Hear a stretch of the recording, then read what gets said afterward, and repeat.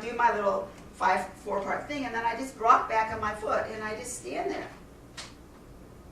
And people will usually not like silence. That's one of the secrets to making a sale, is to let the silence hang. And and begin to learn to fall in love with that silence and be comfortable with it.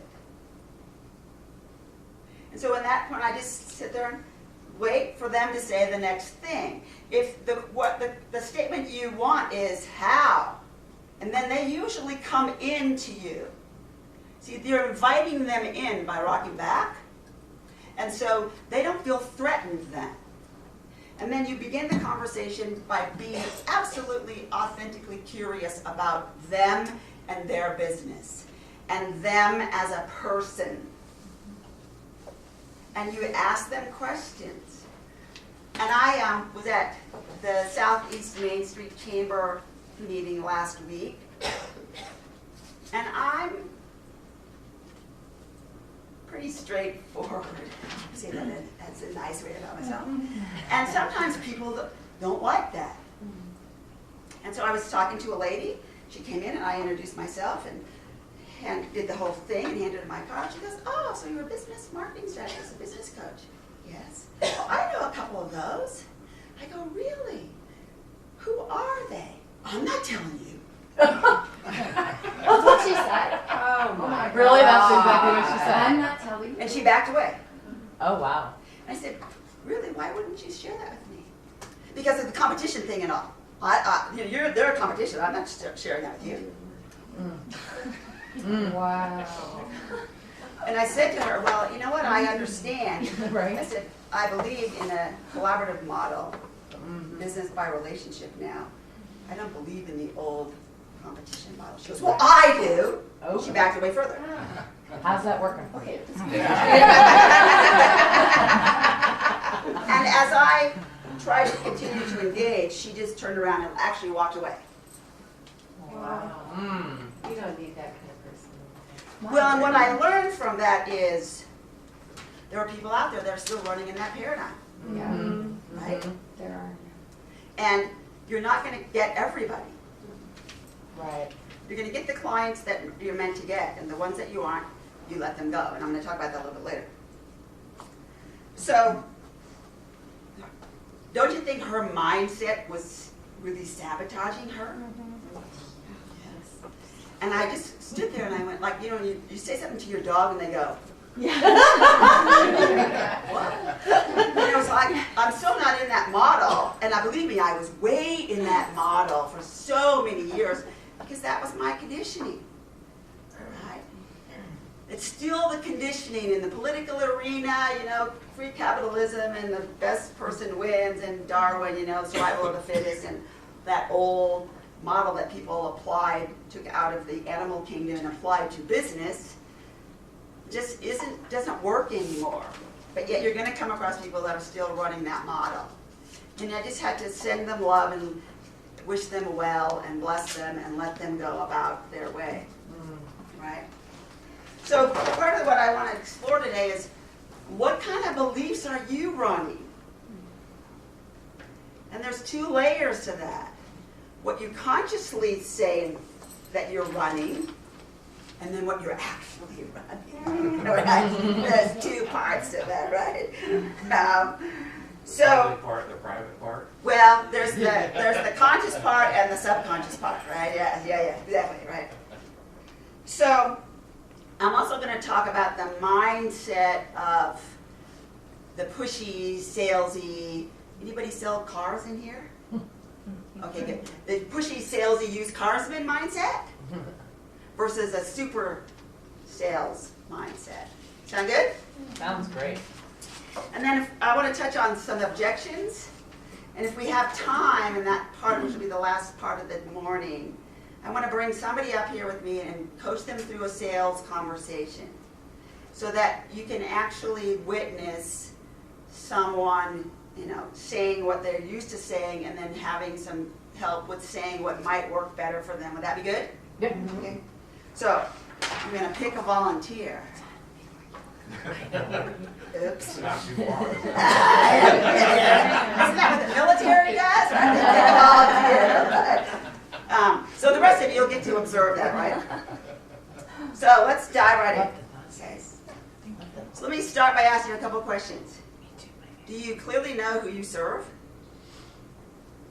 And what their Yes. needs are? Steve does. How many else? Some of you? Okay. Do you have an idea of what your target market is or your niche? Anybody not? It's okay to say. We're safe here. We won't tell anybody. Why do you think that's important? You gotta know to be able to sell to them. Say that again? You gotta know to be able to sell them what they want versus what they need. So can you say that another way? You have to know what matters to them. What matters? Thank you. Yeah.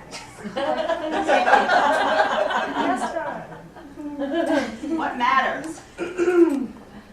What else? It's a way to redirect your time. Instead of spreading yourself out too thin, you can just focus in. Focus. All right. So would it be fair to say you take focused action? Yes. Yes? Okay. What else? Why is that important? Focus on your money. Saves you time and money. Anybody else? So another part of that is, yes, you want to know what they want, and what they want also not only directs your time, but it directs every conversation you have with them. It directs all your marketing. It directs your product and service mix. Knowing what your ideal client wants is the foundation for everything that comes afterwards. Okay. So the part of knowing what they want can be looked at in a couple of different ways. What are your ideal client's goals? What are their challenges? What are their problems?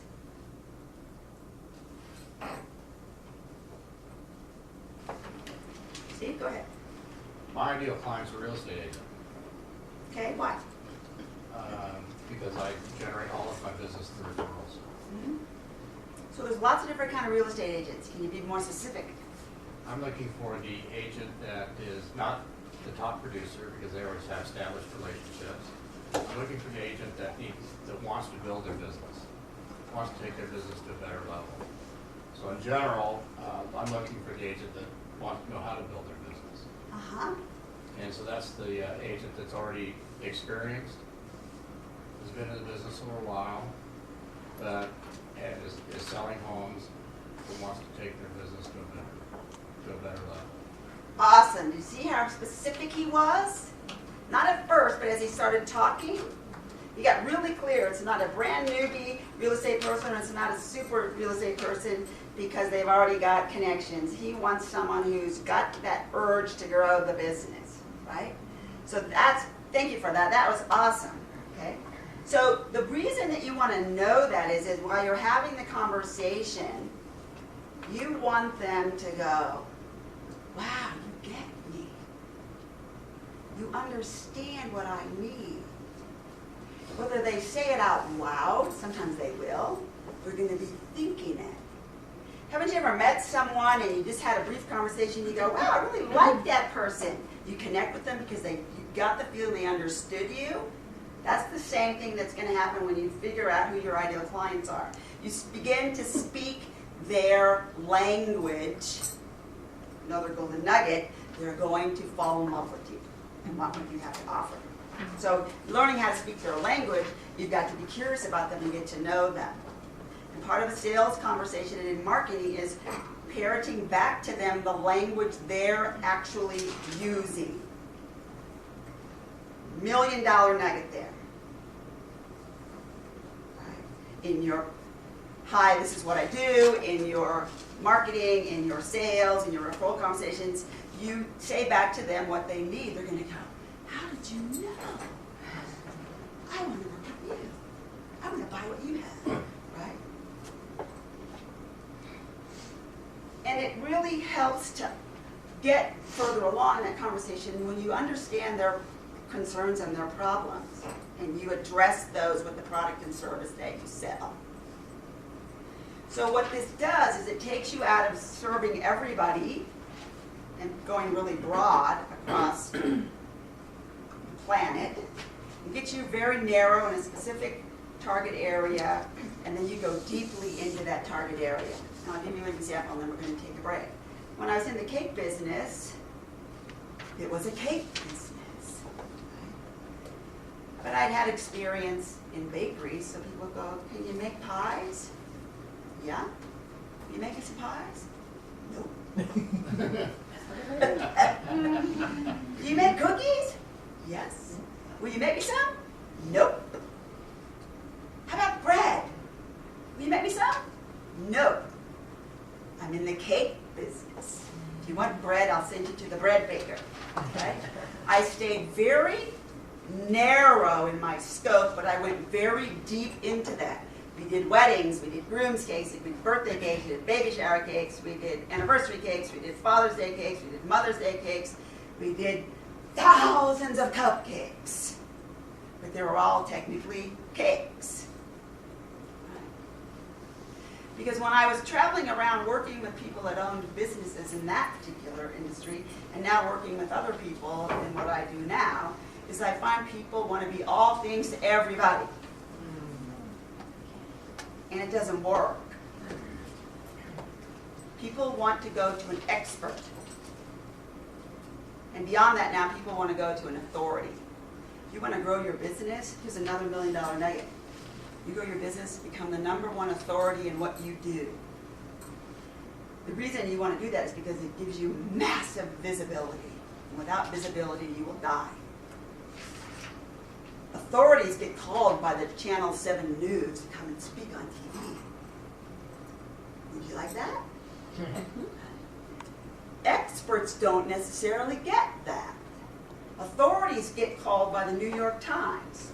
We became the #1 authority in the world on a particular technique of taking white chocolate and making it perform like fabric, like silk, like brocade, like bows, like ribbons, like draping, like, you know, I would do cakes that looked like the bride's wedding gown and emboss them with their lace, and we've got known around the planet in the consumer end of the market, and then I used that to grow another leg of the business, which was speaking and teaching around the world on it to people that were in the cake business that produced product. And we had, I got on Food Network, I got in the LA Times, I got in the New York Times, and it was because I got known as the go-to person for that particular aspect of that business. That's the place you want to be in. And it took me a while to figure that out and to figure out how to do that. I don't have time to go into all that today, but I wish I did. Right? So let's take a little bit of a break. Before we do, anybody have any questions? Good. Is this good stuff? Yes.